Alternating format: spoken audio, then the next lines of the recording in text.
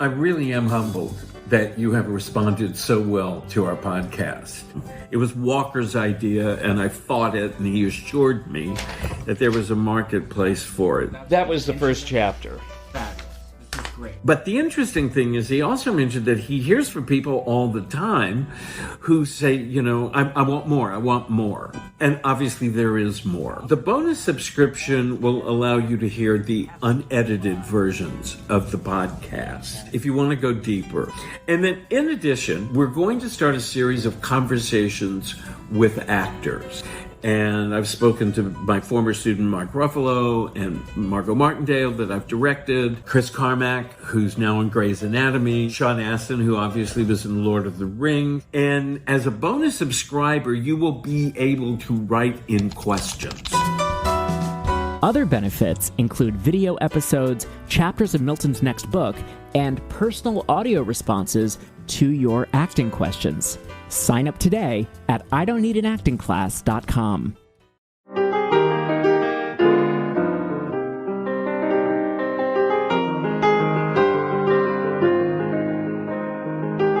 Welcome back.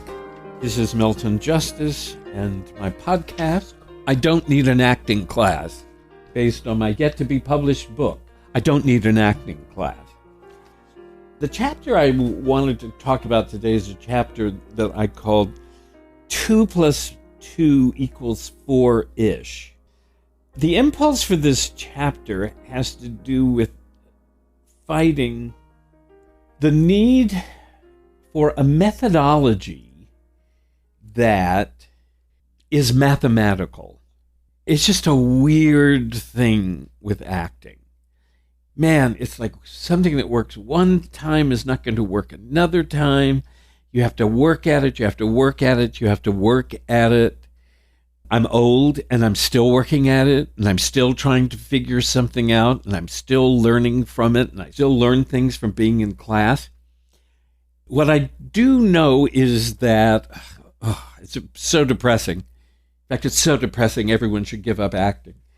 Is that it's not mathematically logical.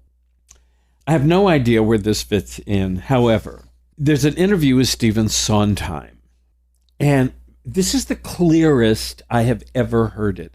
Kendi had been in a class in Los Angeles, and he sent me an email, and he said, I had an argument with these actors who said actors are just storytellers. And I said, well, storyteller, it's a little... And people will keep saying this in acting class. All you are is a storyteller. And it didn't sound quite right. Stephen Sondheim addressed this issue in this article in the New York Times Magazine last week, in which he said he was very careful to make a distinction between story and plot. And this is where I think this is where we have a problem. If somebody tells you you're a storyteller, you think you're supposed to make the plot clear. And what Sondheim said, and he used the example of Hamlet, story is, this is about a man who can't make up his mind. Plot is, this is a guy who thinks his uncle killed his father. And then Sondheim goes on to say, and a good play combines both. Like I said, I'm not sure where that fits in. But what hits me about that is how we work on plays and why 2 + 2 doesn't logically reach 4, because we're not exactly sure what 4 is. At the International Stanislavski conference that I went to in London, I think, about 2 or 3 years ago, there was a guy there. He was doing a master's thesis or something. I can't quite remember what he was doing. He was selling insurance. I still don't know.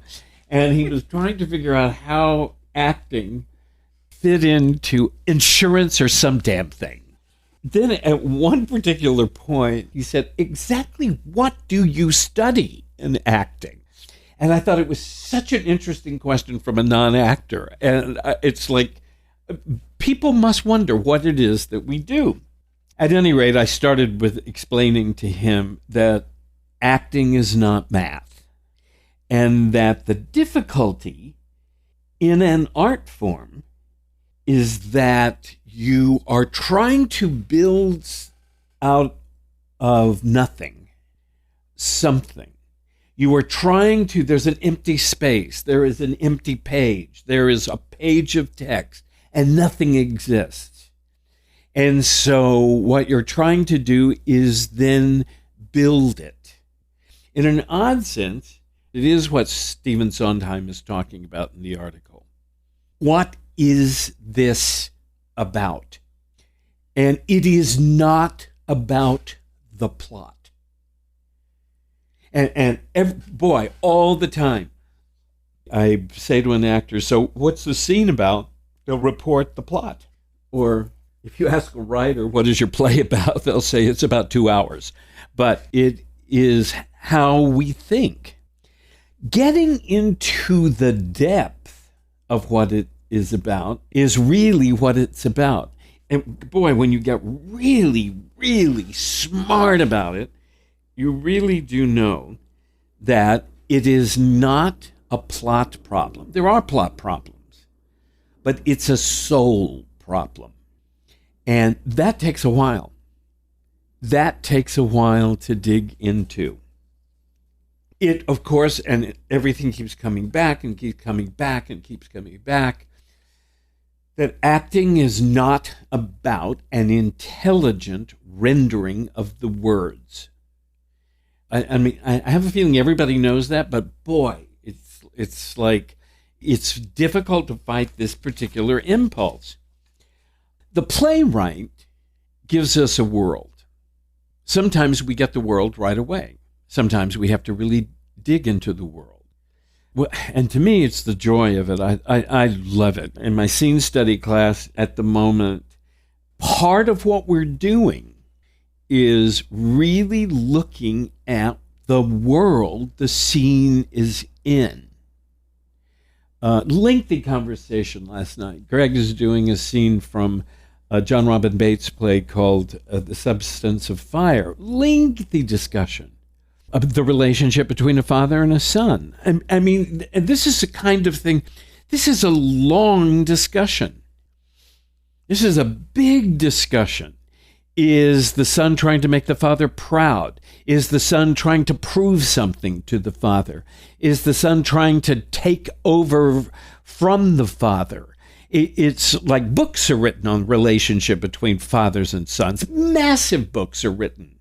And yet, here is a scene between a father and son, and there is a world that exists. And if we don't spend the time to figure out what that world is, we're going to think 2 + 2 = 4. Oh, it's a father-son thing.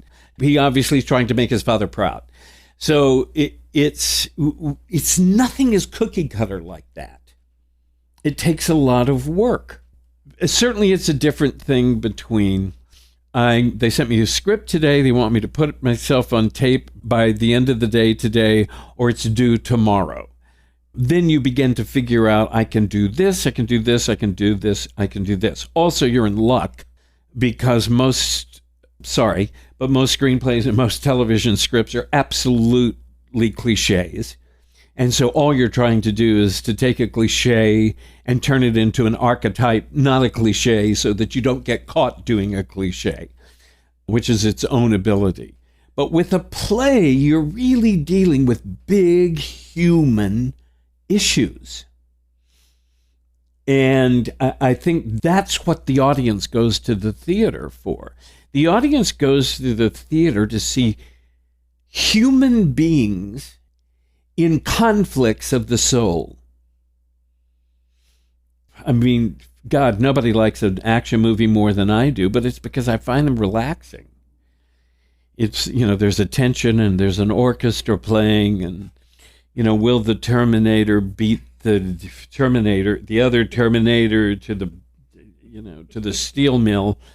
But man, you start looking at the torture of human beings that is the stuff of both great plays and great acting. And that particular ability is what we're really striving for. I think it's the reason movie stars do Broadway plays. Doing movies and doing television series it's not satisfying. They need to do a Broadway play. And most of them are not that good at it. Not in this country. The British are better at it. I mean, I have seen Helen Mirren in that brilliant TV series. I've seen her in movies, and I've seen her on stage in 3 plays. So it's like she has the muscles to exercise that. Same thing with Ian McKellen, all of those actors. Daniel Craig, I first discovered in a play, a Carol Churchill play, long before he was James Bond. So it's like they do that more often than we do. So we have a lot of work to do if we want to be great. Because then what we want to do is we want to be able to dig down into the depths of what these plays are about and sort of end up with, well, 2 + 2 sort of equals 4.